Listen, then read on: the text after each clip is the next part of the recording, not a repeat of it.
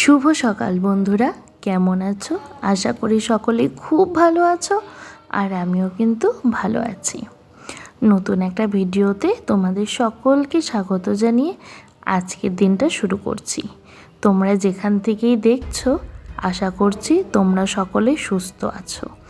আর আজকের ভিডিওটা পুরোটা দিন আমি কি করেছি সব কিছুই কিন্তু তোমাদের সাথে শেয়ার করলাম। আসলে জবের থেকে ব্লগ করা শুরু করেছি না, যদি মাঝখানে কোনো একদিন ব্লগ বাদ যায় একদমই কিন্তু ভালো লাগে না। যেন কথা বলার একটা সুন্দর জায়গা পেয়েছি, যেখানে মনের কথাগুলো সুন্দরভাবে আমি বলতে পারি। তোমাদের যদি আমার ভিডিওগুলো ভালো লেগে থাকে অবশ্যই একটু কমেন্ট করে জানাবে যে ভিডিওগুলো তোমাদের কেমন লাগছে। আর যদি মনে হয় কোনো কিছু চেঞ্জ করার মতন আছে সেটাও কিন্তু বলতে পারো, তাহলে আমি সেটাকে ঠিক করার চেষ্টা করব। যেহেতু আমি নতুন ভিডিও বানাচ্ছি সেহেতু কিন্তু অনেক কিছু ভুল হতেই পারে বা হচ্ছেও। একটু যদি তোমরা বলো যে দিদি এটাকে চেঞ্জ করো বা বোন এটাকে একটু এইভাবে করো, তাহলে কিন্তু আমার খুব ভালো লাগবে। তো সকালে উঠেই যদি একটু চা না খাই তাহলে কিন্তু ভালো লাগে না, তাই না? তো প্রতিদিনের মতনই সকালে উঠে বাসি কাজকর্ম সেরে স্নান করে এখন যাব কিন্তু ঠাকুর ঘরে।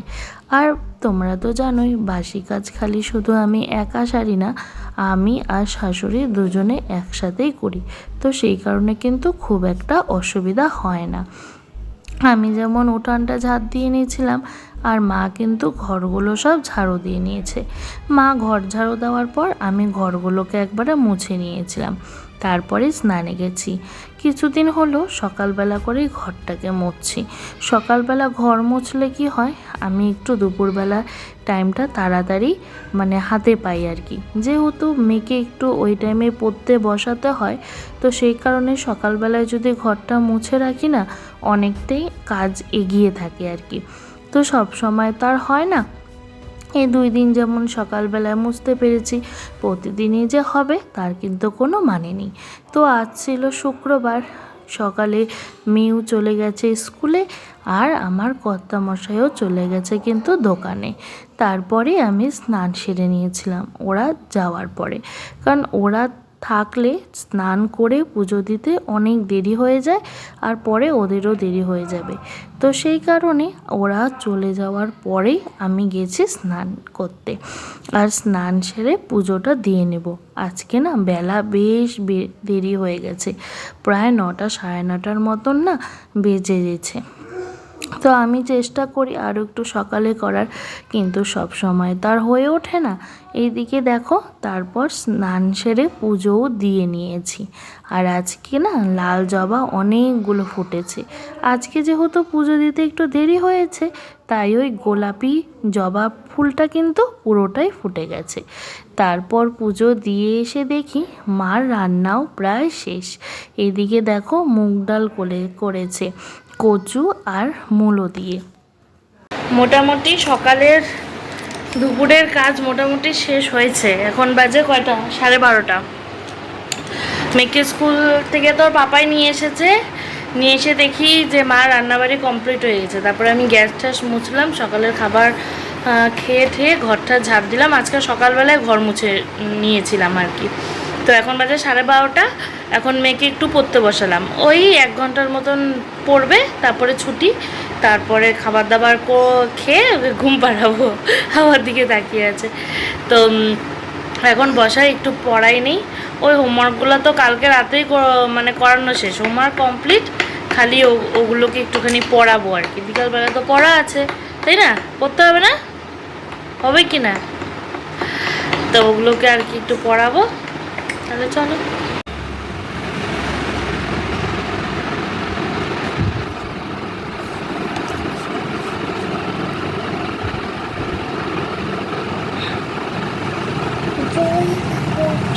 এগুলো করতে বেশ ভালোই লাগে, তাই না?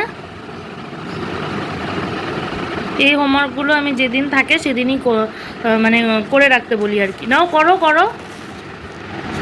যেমন আজকে এই সাবজেক্টটা ছিল স্কুলে, আজই হোমওয়ার্কটা দিয়েছে, আবার আগের শুক্রবারে আছে। আর হোমওয়ার্ক। হ্যাঁ, হোমওয়ার্ক ERF। এটা দেখবা কয়দিন পরেই লেখাবে। হ্যাঁ, তো চেষ্টা করি আর কি ওই দিনই করে মানে করিয়ে রাখার, তাহলে না সুবিধা হয়।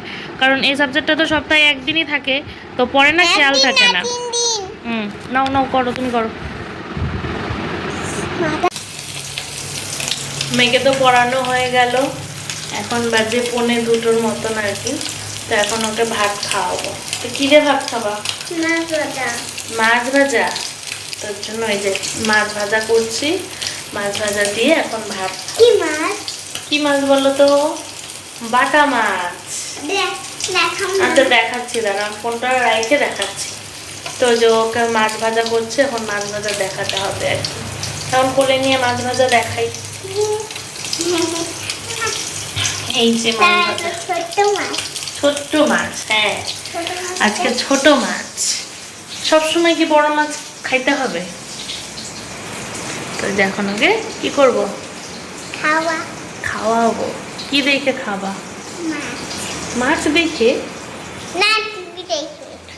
ভুলে গেছি কি দেখে খাবে। তো যাও তাহলে ঘরে যাও, আমি নিয়ে যাচ্ছি। ওই দেখ একটা টিকটিকি ফ্রিজের পিছনে, ওই যে দেখাচ্ছি দাদা। দুপুরে খাবার দাবার হয়ে গেছে, মেয়েও ঘুমিয়ে পড়েছে। তো আমি কি করলাম, ভিডিওটা এডিট করে নিলাম, ব্লগ ভিডিওটা। তো এখন ভিডিওটা আপলোডও করে দেব, তারপর একটু ঘুমিয়ে নেব। নয়তো না একদম ভালো লাগে না, যেহেতু সকাল সকাল উঠতে হয়, এই টাইমটা যদি একটু না শুই একদম ভালো লাগে না।